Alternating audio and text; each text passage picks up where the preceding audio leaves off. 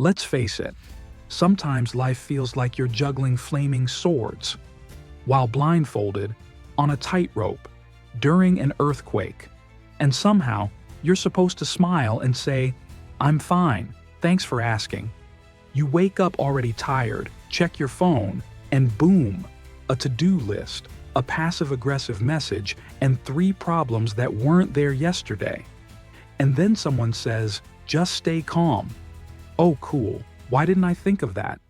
Let me just press the imaginary calm button on my forehead. Here's the truth. Staying calm when everything's falling apart isn't about pretending it's fine. It's about refusing to make it worse. Most people panic. They spiral.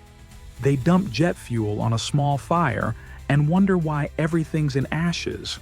But you're smarter than that. You're not here to freak out. You're here to learn how to hold the line when the world starts shaking. Stoics weren't born calm. They trained for chaos. Marcus Aurelius didn't wake up chill. He woke up knowing that things would go sideways, and he prepared his mind first. You don't need a perfect morning routine to stay grounded. You need perspective. You need to recognize what's in your control and let go of the rest. Because panic is contagious, but so is peace. And being the calm one, that's a quiet kind of power most people never master. Let's get one thing straight. You don't control most of what happens around you. The weather? Nope. Other people's opinions? Definitely not. That random thing that derails your whole day? Yeah, not in your hands. But you do control how you show up. Not in a cheesy motivational poster kind of way. In a don't let chaos live rent-free in your brain kind of way. The Stoics had this figured out centuries ago. Epictetus basically said, worry about what's yours, ignore the rest. Not because he didn't care, but because he didn't waste energy on things he couldn't steer. You, on the other hand, are probably spending 80% of your mental battery trying to fix things that aren't yours to fix. And that's why you feel like you're running on fumes, even when nothing technically went wrong today. Here's a cheat code. Ask yourself, is this mine to carry? If the answer is no, drop it. Not because it doesn't matter, but because carrying the wrong weight means you won't have strength left for what does. Calm doesn't come from having everything under control. It comes from knowing what's yours and staying laser-focused on just that. Let the rest do what it does.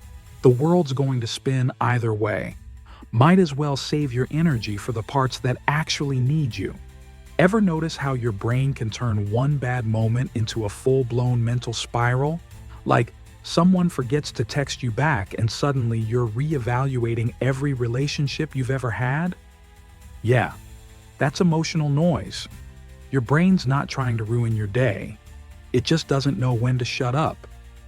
Here's what the Stoics knew that most people don't.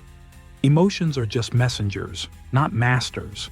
Feeling anxious doesn't mean there's danger. Feeling offended doesn't mean someone was attacking you. Feeling stuck doesn't mean you are. But most people, they hear a feeling and obey it like it's law. Panic? Time to spiral. Anger? Time to explode. Insecurity? Time to overthink your entire life plan. You're not most people. The goal isn't to kill your feelings. That's not stoicism. That's denial. The goal is to observe without automatically reacting. To say, okay, I feel that. Now what? Because your emotions aren't enemies. But they're not always allies either.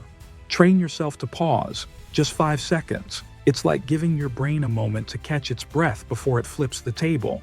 And in that pause, that's where your power lives. That's where calm lives. That's where you live, not your reactions. Let's be honest, most people out here are basically walking alarms.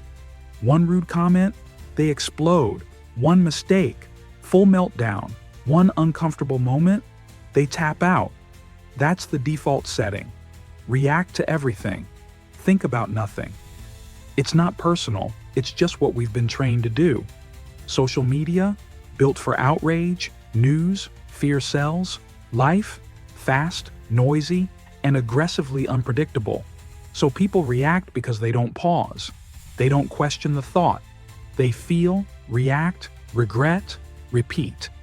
But Stoicism? It gives you an upgrade. It teaches you that reaction is optional, that silence isn't weakness, it's strategy. When someone tries to drag you into their emotional chaos, you don't have to go. When something doesn't go your way, you don't have to flip the script. When your brain throws a tantrum, you don't have to join in. Here's the twist. You don't need to fix every situation. You just need to stop making it worse by reacting to stuff that doesn't deserve your energy. You staying calm in the middle of someone else's storm? That's not passive. That's you choosing peace over performance. And that kind of restraint, it hits different. Because in a world where everyone's screaming, the quiet one always stands out. Some days it all just goes sideways. You lose the client. You get the bad news. Something breaks, and then something else breaks just to make a point. And your first instinct? Fix everything. Calm everyone down. Be the responsible one. But here's the plot twist. You don't have to. You can let things burn, not in a reckless I give up way, but in a controlled detachment kind of way. The Stoics had a word for this: ataraxia, inner stillness, no matter the storm. That's the move. While everyone's running around with buckets of stress, you stand still. You observe. You don't panic. You don't react. You decide what's actually worth saving. And let the rest go up in smoke.